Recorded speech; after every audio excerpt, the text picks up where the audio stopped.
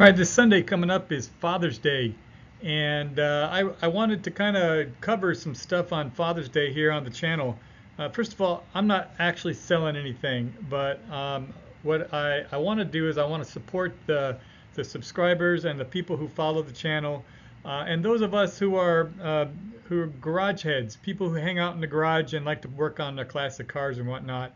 And so what I'm going to go over today is some things that I've got in my garage that help to make things a little bit more enjoyable working in the garage, and maybe take a little trip down memory lane and show you some prior projects. Let's do that first, as a matter of fact. So a number of years back, and this is really kind of a Father's Day thing. A number of years back, I ran across this car. This is a 1967 Mustang. It only has a straight six in it, doesn't have a V8. And I was just driving down the road. Actually, I took the wrong turn, and I saw this car parked on all four flat tires sitting in this guy's driveway, and it had a for sale sign on the back of it. And so I took a picture, and I went home and asked my son, "Hey, do you want a Mustang?" And so it was like a week before Christmas, and the guy wanted $1,500, and we talked him down to $1,000, and we towed it off down the road. It was a great project. Let me show you. Here's a picture of the car when I first saw it in the garage, and we towed it off. My son and I were working on it.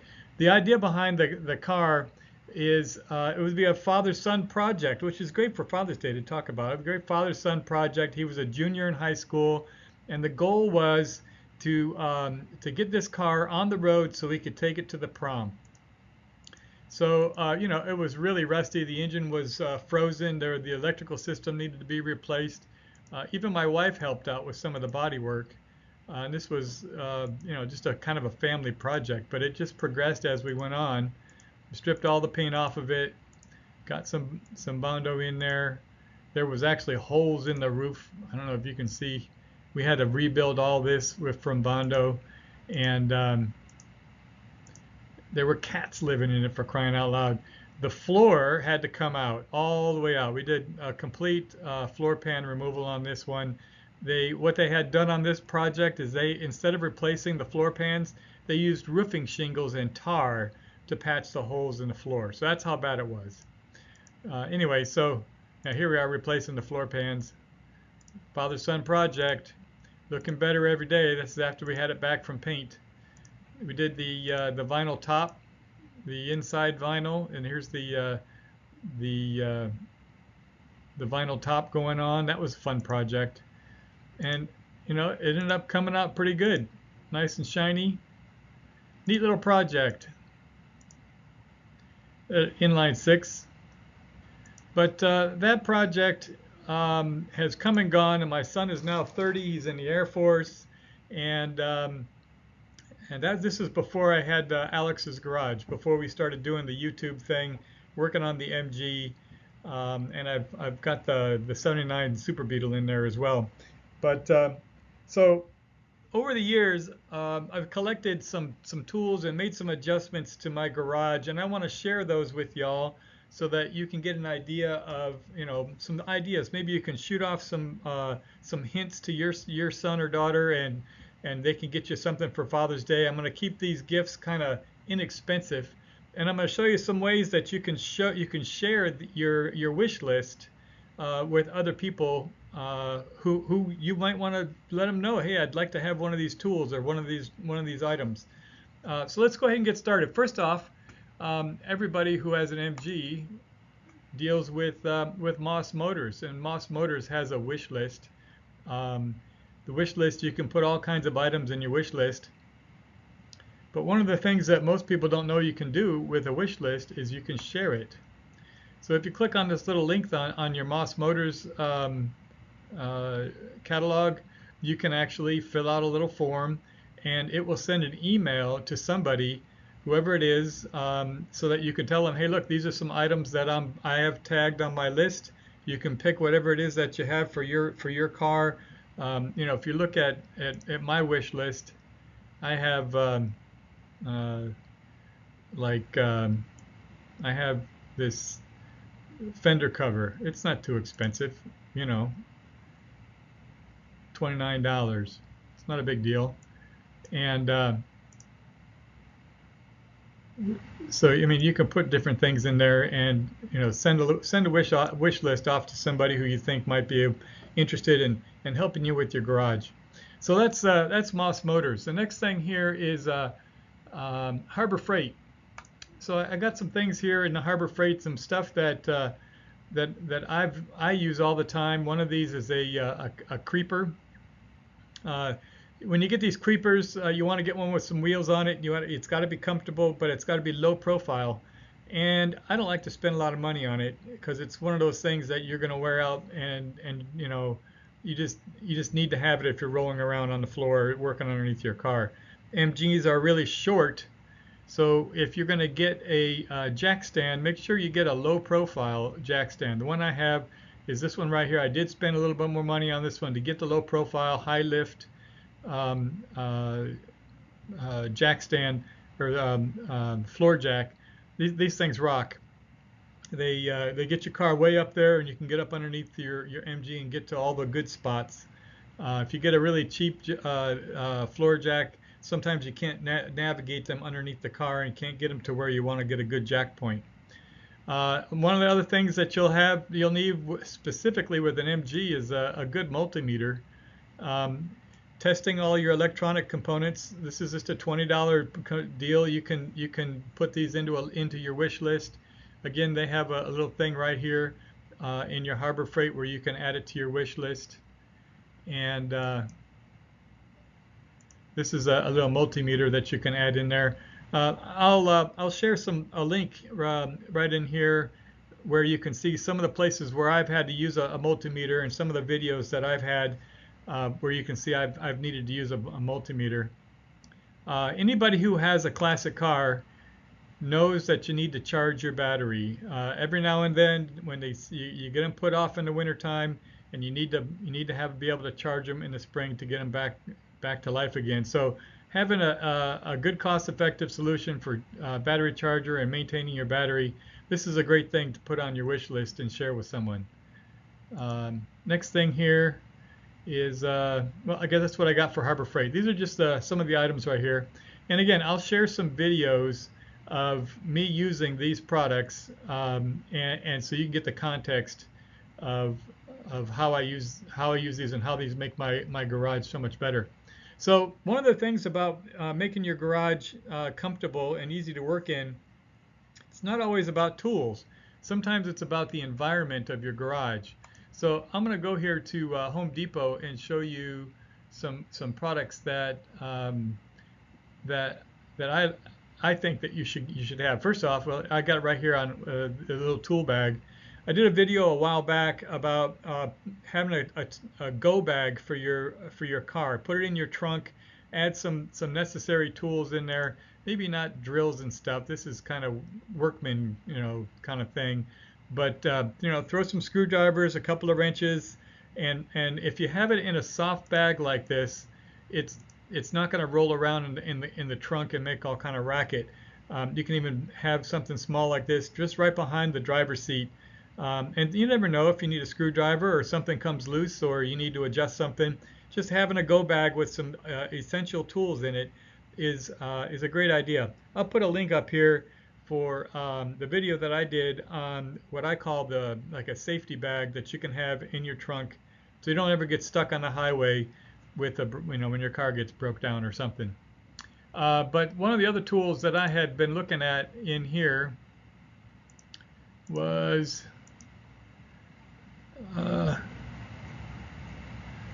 where's my elasticide? Here we go. This right here is it's an inexpensive solution, only $35, but these white integrated LED wraparound prismatic lens garage lights. In my garage, when we first bought the house, it had a finished garage, but it had a fluorescent tube light bulb. And it was just one light, and it was in the center of the garage, and it was a two-car garage in the center. You're always going to have a shadow, and so what I did was I bought two of these because the LED lights take a lot less amperage than other conventional lights, and I installed two of these in the same circuit as I had the one light, and my goodness, does this make a difference when you're working in your garage and it gets a little dark, or even if it's not dark, you just want to see what you're doing. Having a good garage light is something that you can really get some benefit out of. So this is a great suggestion for someone who you want to spruce up your garage a little bit. Having a light on here is a great idea. Now, initially, when I bought these lights, it was because I was doing the paint project. When I did the painting of the MG inside the garage, I wanted to have a really good visual look at the car. I didn't want to find any missed spots. I wanted to make sure I had good coverage. So I upgraded my lights so that I can have a really good, really good paint job.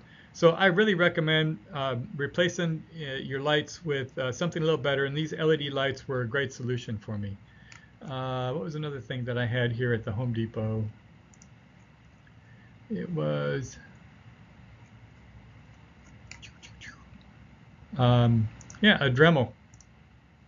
So I did a video last week or the week before, that my Dremel tool had died, and this is I'm hoping to get one of these this year for Father's Day. There's a lot of different levels of Dremel tools. If you're serious about working with metal and not just a hobbyist, I really recommend this 4300 series Dremel. There's a lot of aftermarket. There's a Temu and Wish versions of these portable tools. Get the real thing, buy a Dremel, and get the 4300 series. You will not regret it. Having the extra horsepower and the long life, and having it corded as opposed to battery operated, I always want something like this to have a cord on it so that I can just run it indefinitely. But definitely need to get a Dremel tool. If you don't have one of these, they're very helpful for cutting off screws or making some minor adjustments in any kind of metal or plastic. Get yourself a Dremel tool. That's a great thing. So here I am on Amazon, and I just wanted to really quick show a couple of things that I really take advantage of a lot in my workshop, and that's these little folding tables.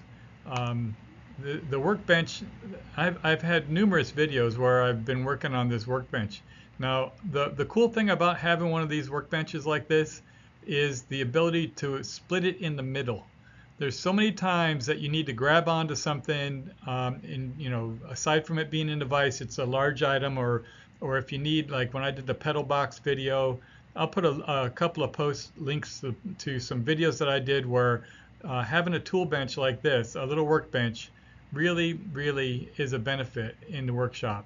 This is only $42 on Amazon. They're great products. This is not the one that I have, but I just want to demonstrate the type of workbench that I have that I think anybody should have one of these. You can fold it up and put it on the wall, and it's really great for connecting stuff and banging on stuff.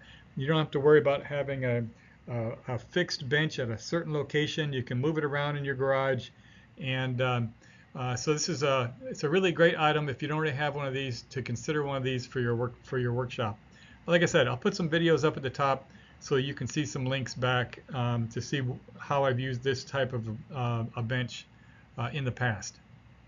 All right, now this is going to seem weird, but another thing that I use a lot and I really think everybody should have is a good bucket. I have this particular bucket. This is an Adams car wash bucket. It's a pretty good product. I mean, it's 60 bucks, but it does what you need it to do. Now, some of the advantages to this bucket are it has this screen guard. This screen guard, what it does is it allows you to keep the water column in the bucket clean, and the dirt and the grit goes down, and it keeps from recirculating the dirt back onto the car. So when you're washing a car, that's really helpful. But I use this bucket also to do wet sanding on polishing. So when you're wet sanding, you want to keep your sandpaper clean, and you don't want to introduce any other contaminants. So as you're cleaning your sandpaper when you're wet sanding, having a bucket like this is really beneficial. But that's not the only thing I use these buckets for. This bucket has a lid on it.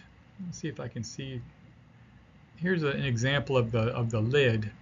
It has this sealing lid on it, and that lid makes a really good seat. And you can also, like lay stuff on top of it and use the bucket. I think when I installed my chrome bumpers, I'll put, like I said, I'll put a video up at the top. You can see where I use a bucket a number of times for something other than just holding water or cleaning the car. Having a good bucket in a workshop is one of those little secret tricks, because it's a tool that it's not really a tool. It's a fixture, but it's not really a piece of furniture. But have yourself a good bucket, and you don't have to pay $59. Here, let me show you another one that's a little bit cheaper. All right, here's a bucket, this E-Package Supply 5-gallon bucket with this. It's got the airtight seal with the lid, so it's really easy. You can sit on it. It'll support your weight. It's good for doing everything that the Adams bucket. It's just a bucket, right? But it's only $18 instead of $60. So this one does not come with the little insert on the inside, but you can buy one of those inserts separately as well. And you can get it in whatever color that you like. If you have a specific color, get one to match your car. So anyway, you get the idea. One of these buckets is a great solution. I really tell you, you got to have a bucket for your garage. I know it's going to sound kind of weird that I make a big deal about a bucket, but believe me, having a good bucket to sit on, or a bucket to prop something up on, or whatnot. I use this bucket on a couple of different projects. I'll put some links so you can see the videos, you'll really like it having one of these. Believe me. Maybe I'm just weird, but enjoy. Okay, so there you go. Quick little video for Father's Day 2024. If you have kids, give them a hug. And if you are the son or daughter of somebody who is tinkering around their garage right now, take a look at this video. Make sure that you've covered all the bases. Some of those things are really helpful and will make their time in the garage a lot better. So that's all I have for you this week. Check back next week. I got a lot of things to work on. Take it easy. Happy Father's Day.